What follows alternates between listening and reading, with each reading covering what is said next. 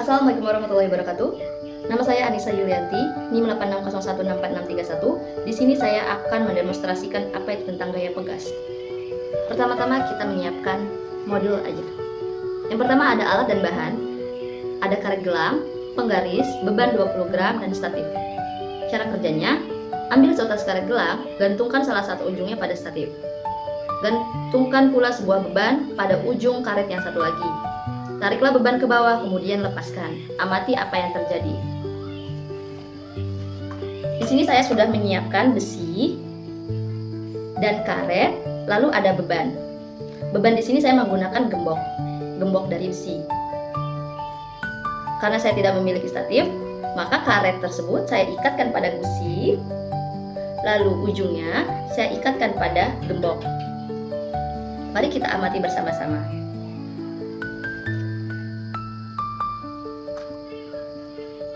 Kita ukur terlebih dahulu.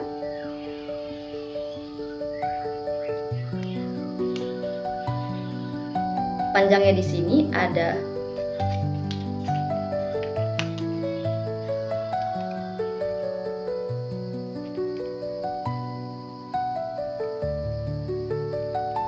25 cm. Kita coba tarik beban tersebut sampai dengan panjang, lalu kita lepaskan. Apakah ada perubahan? Kita ukur kembali. Ternyata tidak ada perubahan. Kita coba ulangi kembali.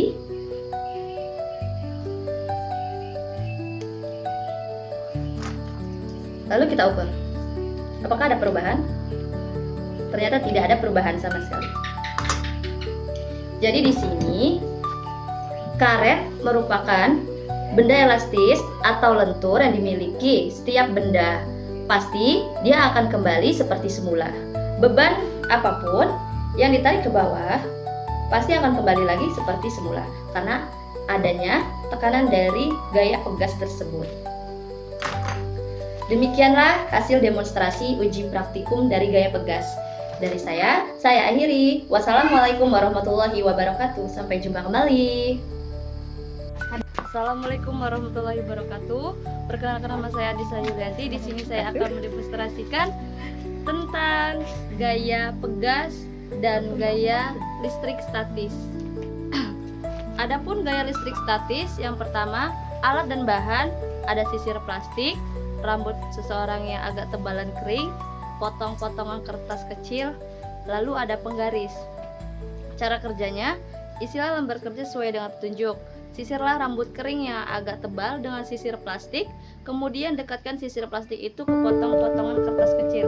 Amati apa yang terjadi.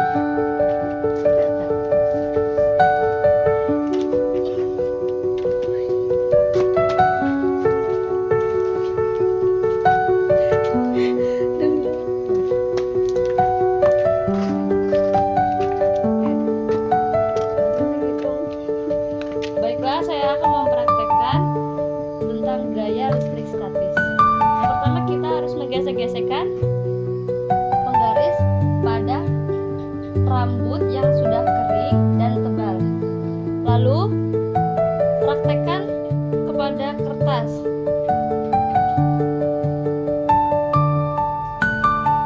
Tempelkan pada kertas.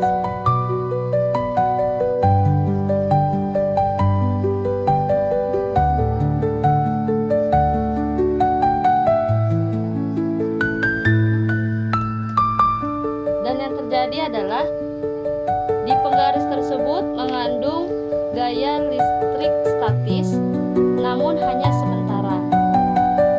Dan yang kedua, uji coba kedua ada sisir plastik.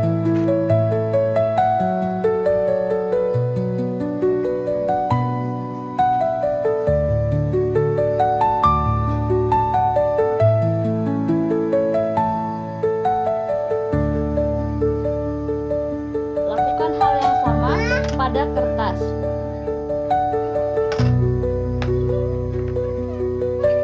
Dan apa yang terjadi? Dia akan masuk ke dalam kertas. Jadi kesimpulannya adalah, dari pembahasan yang telah dilakukan, maka dapat ditarik kesimpulan sebagai berikut.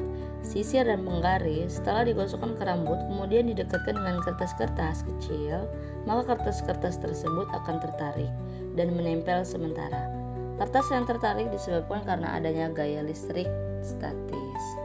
Sedangkan kesimpulan dari gaya pegas adalah berdasarkan percobaan yang telah dilakukan, ternyata semakin besar gaya yang bekerja pada suatu pegas, maka semakin besar pula pertambahan panjangnya. Hal ini juga dipengaruhi oleh besarnya massa benda yang mempengaruhi besarnya gaya tarik pegas titik di mana gaya tarik pegasnya berbanding lurus dengan massa benda besarnya. Konstanta pegas tergantung daripada jenis pegas yang bekerja.